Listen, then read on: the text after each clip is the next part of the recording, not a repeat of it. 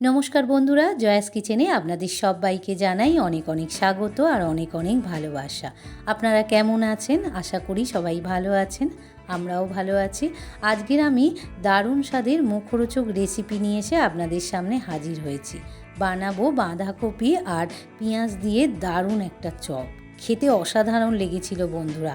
আপনারা বাড়িতে এইভাবে একবার বানিয়ে দেখতে পারেন, দারুণ লাগবে খেতে।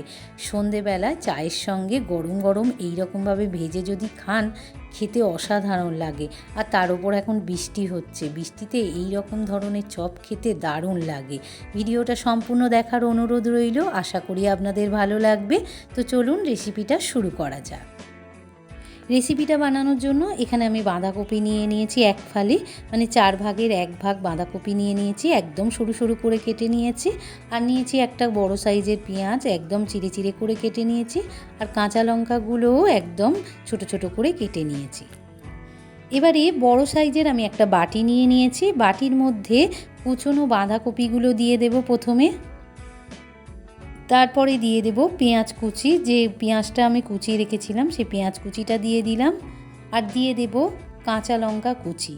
এখানে আমি যে কাঁচা লঙ্কাটা একদম কুচিয়ে রেখে দিয়েছিলাম সেই কাঁচা লঙ্কা কুচি দিয়ে দিলাম। তো বন্ধুরা, এটা তৈরি করতে বেশি উপকরণের লাগে না, খুব তাড়াতাড়ি বানানো হয়ে যায়। দিয়ে দিলাম অল্প একটু লবণ।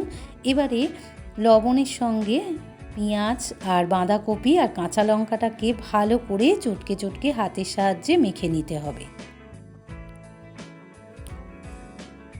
লবণ দিয়ে মাখার কারণে অনেকটাই কমে গিয়েছে। এবারে চাপা দিয়ে 10 মিনিটের জন্য রেখে দেব। 10 মিনিট পর আবার ফিরে এলাম। এতে কিছু উপকরণ মেশাবো। প্রথমে বেসন দিয়ে দিলাম বড় চামচের 2 চামচ, আর কর্নফ্লাওয়ার দিয়ে দিলাম বড় চামচের 2 চামচ। এই কর্নফ্লাওয়ারটা দিলে বেশ মচমচে খেতে হয়। এবারে দিয়ে দিলাম স্বাদ মতো লবণ। লবণটা অল্প করেই দিলাম, যেহেতু আগে আমি লবণের ব্যবহার করেছি তাই অল্প করে দিলাম। দিয়ে দিলাম ছোটো চামচের 1 চামচ গুঁড়ো লঙ্কা, ঝালটা বুঝে দেবেন। আর দিয়ে দিলাম ছোটো চামচের 1/2 চামচ গুঁড়ো হলুদ। আর দিয়ে দেব কালো জিরে ছোটো চামচের 1/2 চামচ। এবারে সমস্ত উপকরণগুলো ভালো করে হাতের সাহায্যে আমি মাখিয়ে নেব। খুব ভালো করে মাখাতে হবে, যত ভালো মাখা হবে চপগুলোও তত খেতে ভালো হবে। আর হাতে করে মাখলে তো চপের টেস্টটা আরও ভালো হয়।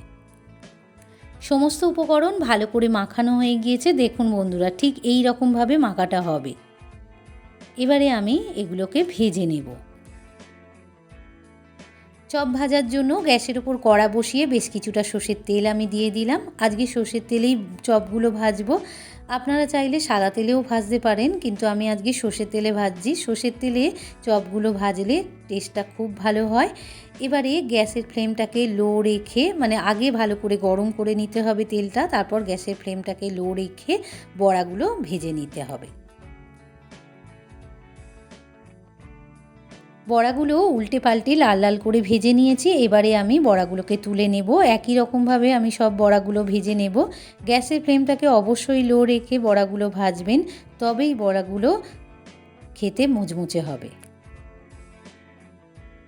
বাঁধাকপির চপগুলো আমার ভাজা হয়ে গিয়েছে, আমি একটা প্লেটে নিয়ে নিয়েছি। দেখুন বন্ধুরা, কত সুন্দর দেখতে হয়েছে আর খেতেও খুব টেস্ট হয়েছিল বন্ধুরা। আমি একটা কেটে আপনাদের দেখিয়ে দিচ্ছি। দেখুন বন্ধুরা, কত সুন্দর হয়েছে।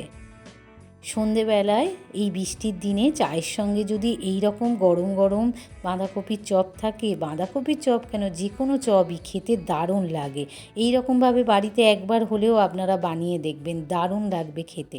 রেসিপিটা যদি ভালো লেগে থাকে তাহলে আমার চ্যানেলটিকে লাইক আর বেশি বেশি করে শেয়ার করে দেবেন। আর আমার চ্যানেলে নতুন বন্ধু হয়ে থাকলে প্লিজ চ্যানেলটিকে সাবস্ক্রাইব করে পাশে থাকা বেল আইকনটি প্রেস করে দেবেন। আর কমেন্টে জানাতে ভুলবেন না যেন আপনাদের কেমন লাগলো। আপনারা ভালো থাকুন, সুস্থ থাকুন। আবার দেখা হবে অন্য কোনো একটা রেসিপি নিয়ে। আজ এই পর্যন্ত, ধন্যবাদ।